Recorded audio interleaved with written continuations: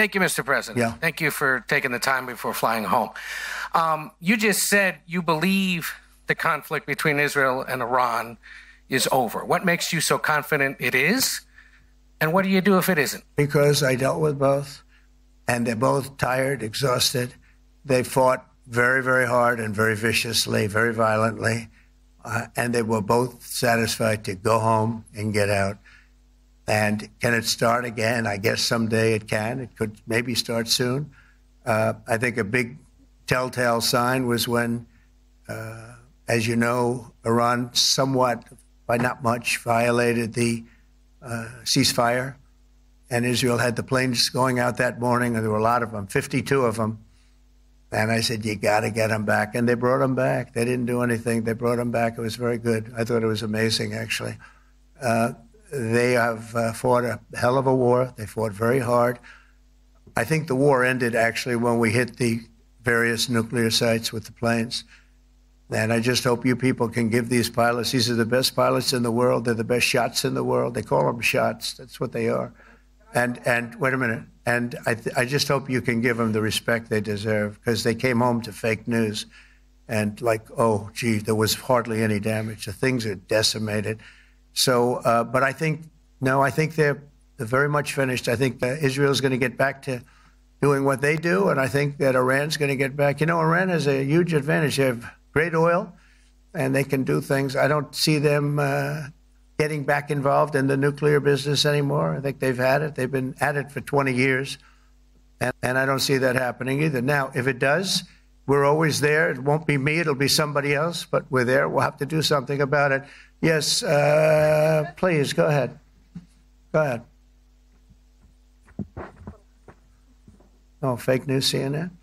Here, I'll hold it. Oh, yeah, here we go. Wait till you hear this question. Thank you, sir. You should really say how great our soldiers and our warriors are. I think everyone appreciates our soldiers and our warriors. I do have two questions for you, Mr. President. You just cited Israeli intelligence on these attacks. Earlier, you said U.S. intelligence was inconclusive. Are you relying on Israeli intelligence for your assessment of the impact of the strikes? No, this is also, Iran made the statement. And it's also, if you read the document that was given, that Pete can talk about if you'd like, the document said it could be very severe damage, but they didn't take that. They said it could be limited or it could be very severe. They really didn't know, other than to say it could be limited or it could be very, very severe. And you didn't choose to put that because it was very early after. Since then, we've collected additional intelligence. We've also spoken to people who have seen the site, and the site is obliterated. And we think everything nuclear is down there. They didn't take it out. Okay, question? Please, go ahead. Go ahead. Yeah, blue dress. Thank you so much, Mr. President. Yesterday, you said China can now continue to purchase oil from Iran. Yeah. Are you giving up on your maximum pressure campaign? Because there are sanctions right now. With who? On Iran. No, look, they just had a war. The war was fought. They fought it bravely. I'm not giving up. They're in the oil business. I mean, I could stop it if I wanted. I could sell China the oil myself. I don't want to do that. They're going to need money to put that country back into shape. We want to see that happen. Would it? No. If they're going to sell oil, they're going to sell oil. We're not taking over the oil. We could have, you know. I used to say with Iraq, keep the oil. I could say it here, too. We could have kept the oil. No, China is going to want to buy oil. They can buy it from us. They can buy it from other people. But you're going to have to put that country back into shape. It desperately needs money. Yeah. Mr. President. Yeah, please. Excuse me. Here we go. I'm picking the beauties today. Go ahead.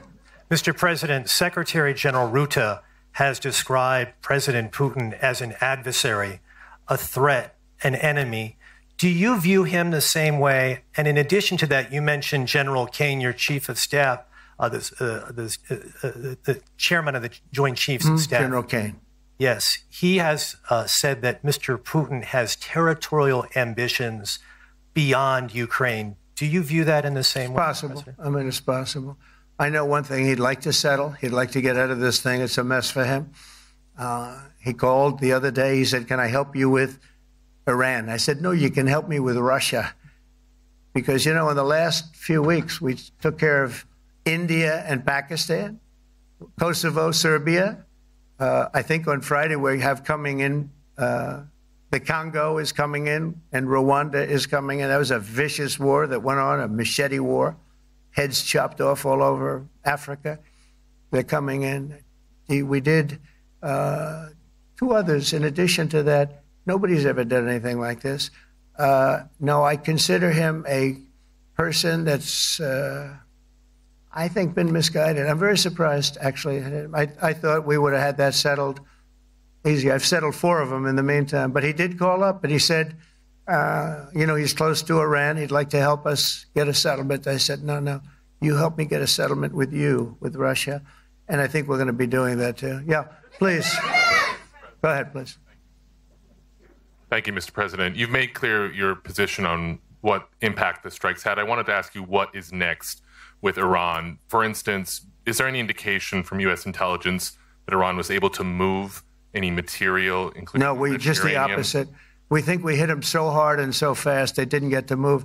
And if you knew about that material, it's very hard and very dangerous to move. It's called, in many people, they call it dust. But it's very, very heavy. It's very, very hard to move. And they were way down. They're 30 stories down. They're literally 30, 35 stories down underground. You think you got it all? Oh, yeah, we think we think it's covered with granite, concrete, and steel. Can I ask you, are you interested in restarting negotiations with Iran? And if so, have they reciprocated? So our people, Marco could answer this, but our people are not, I'm not. The way I look at it, they fought, the war's done, and, I could get a statement that they're not going to go nuclear. We're probably going to ask for that, but they're not going to be doing it. But they're not going to be doing it anyway. They've had it. They've had it. Now, maybe someday in the future we'll want that. But I've asked Marco, do you want to draw, I just asked him the question as we were walking on the stage, do you want to draw up a little agreement for them to sign? Because I think we can get them to sign it. I don't think it's necessary. Marco, do you want to talk about that, please? Mr. President, I think President Trump has shown a willingness to meet and talk to anybody in the world who's interested in peace. I don't know of any president that's been as willing as he has to meet with anyone and talk about peace. We'd love to have peaceful relations with any country in the world. And so obviously that'll depend on Iran's willingness not just to engage in peace, but to negotiate directly with the United States, not through some third country or fourth country process. But I know of no president, probably in our modern history, that's sought peace more than President Trump has. Sounds like the door is open, but you're in no rush. Is that right? It sounds like the door is open, but I'll tell you what, look, we're going to talk to them next week with Iran. We may sign an agreement. I don't know. To me, I don't think it's that necessary. I mean, they had a war, they fought. Now they're going back to their world. I don't care if I have an agreement or not. The only thing we'd be asking for is what we were asking for before about we want no nuclear, but we destroyed the nuclear. In other words, it's destroyed. I said, Iran will not have nuclear. Well, we blew it up. It's blown up to kingdom come. And so I don't feel very strongly about it. If we got a document, wouldn't be bad. We're going to meet with them, actually. We're going to meet with them. Yeah, go ahead, please. Yes. Mr. President, Netherlands TV, thank you for visiting our country. Good. As I understood, I, of course, would like to know how you slept last night at the House of the King. Oh, I slept beautifully. But probably a more serious question. I think you just had a meeting with President Zelensky. Did you discuss any ceasefire in this Russo-Ukrainian war? No. I wanted to know how he's doing. He was very nice, actually. We had little rough times sometimes. He was couldn't have been nicer.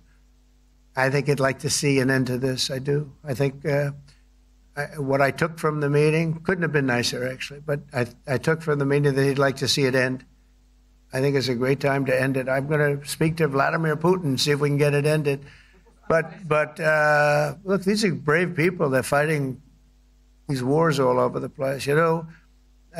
Last week they had, I guess, I told you, close to 7,000 young soldiers. Russian and Ukrainian soldiers were killed, 7,000 in 1 week.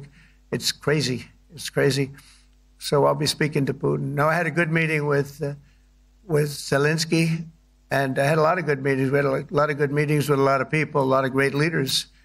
But he's fighting a brave battle. It's a tough battle. Yeah.